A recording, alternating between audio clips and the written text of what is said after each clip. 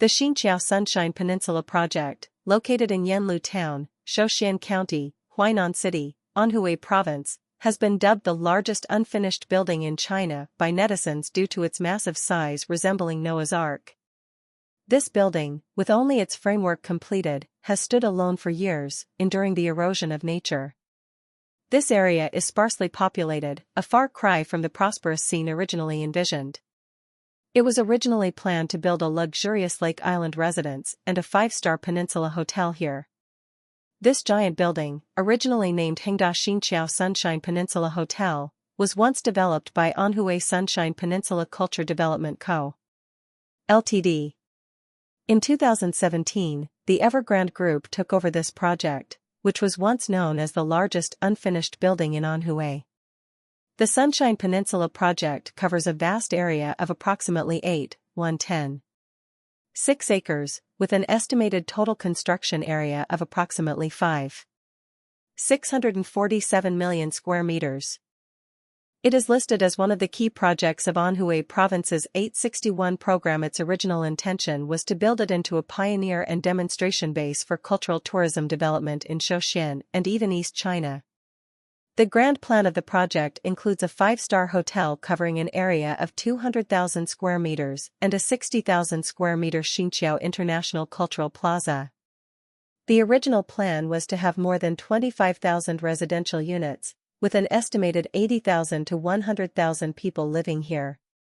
However, unfortunately, the Sunshine Peninsula project has not been completed as scheduled and is currently still in a state of suspension. A netizen used a drone to conduct an aerial photography of the entire building.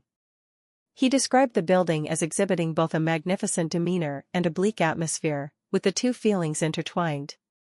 When the drone further zoomed out and overlooked the entire project area, the scene was as desolate as the end of the world, and it could even be called a ghost town without exaggeration.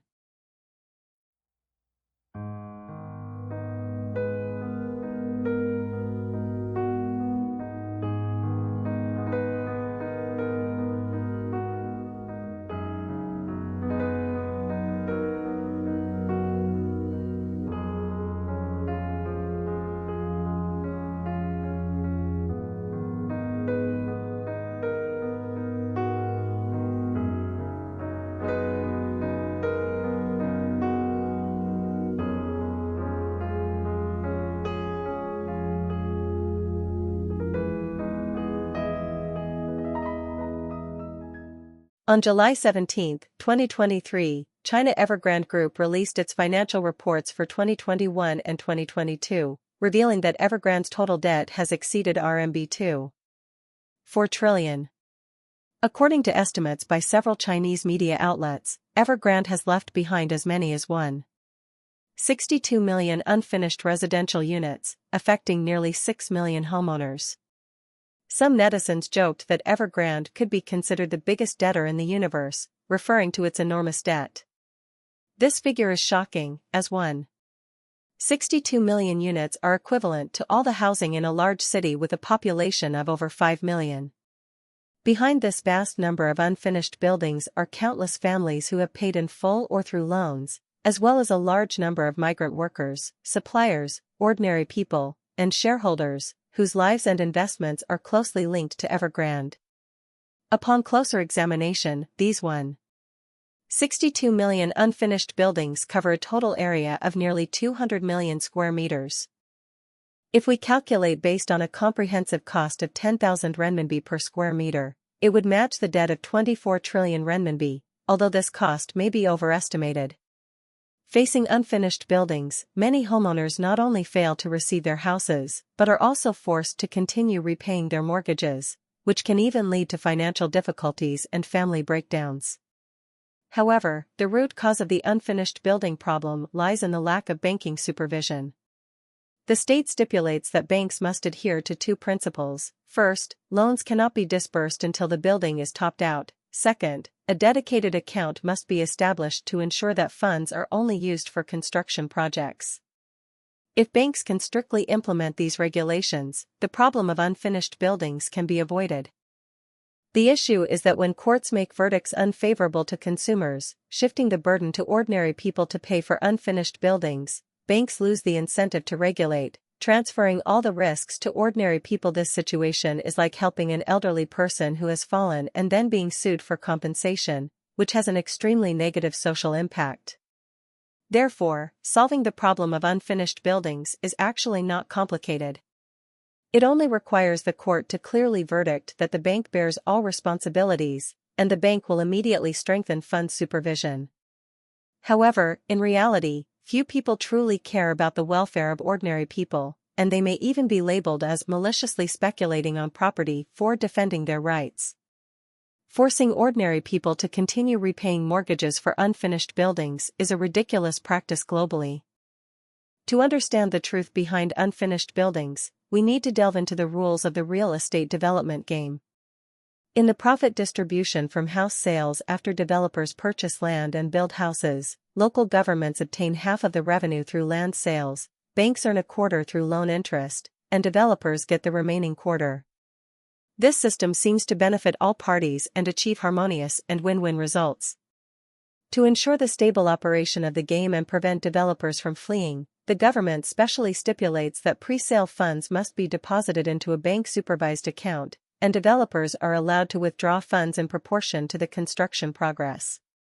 Specifically, developers can withdraw 35% of the funds 1 month after obtaining the pre-sale permit, 75% after the building is topped out, and all funds after delivery of the house.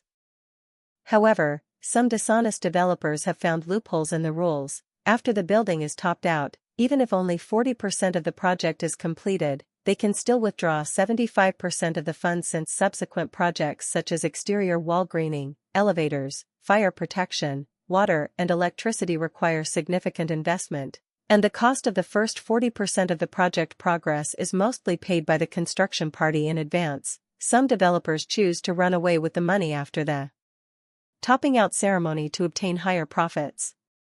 This getting something for nothing strategy has led to frequent occurrences of unfinished buildings across the country.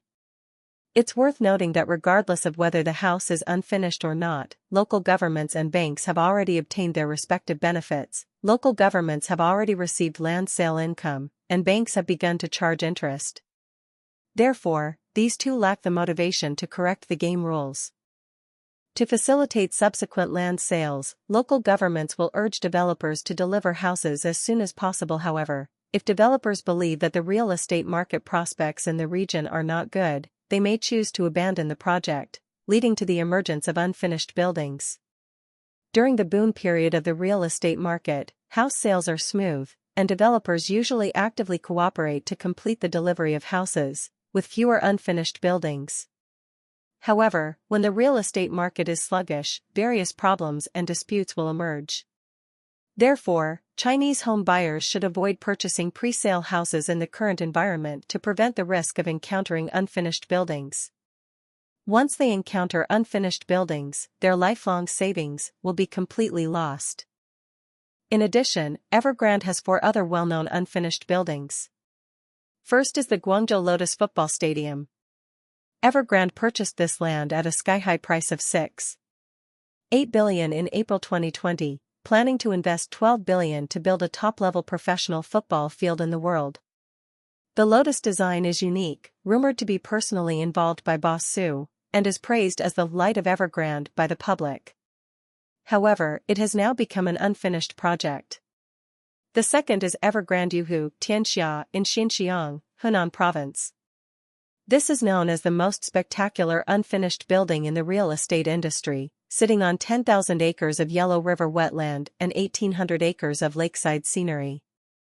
The original planned total construction area is up to 590,000 square meters. Evergrande even invested heavily in building a splendid gate, but now, behind the gate, there is only weed-infested open space, and it is difficult to find a single brick or tile, which is very depressing. The third is Evergrande Center in Hefei. This project, just 3 kilometers away from the Anhui provincial government, was originally planned to invest $16.5 billion to build a large urban complex, including a 518-meter-high, super high-rise main tower. However, the project was suspended due to environmental issues in September 2017 and has not resumed construction since then, becoming a major unfinished building in Hefei. Finally, there is Evergrande International Financial Center in Jinan. This project, covering an area of 163 acres with a main building as high as 518 meters, has a total investment of 25 billion and was originally expected to become a new landmark and city card of Jinan. However, despite Evergrande acquiring the land and starting construction in 2012, the project has made slow progress with multiple stops and starts and has yet to be completed.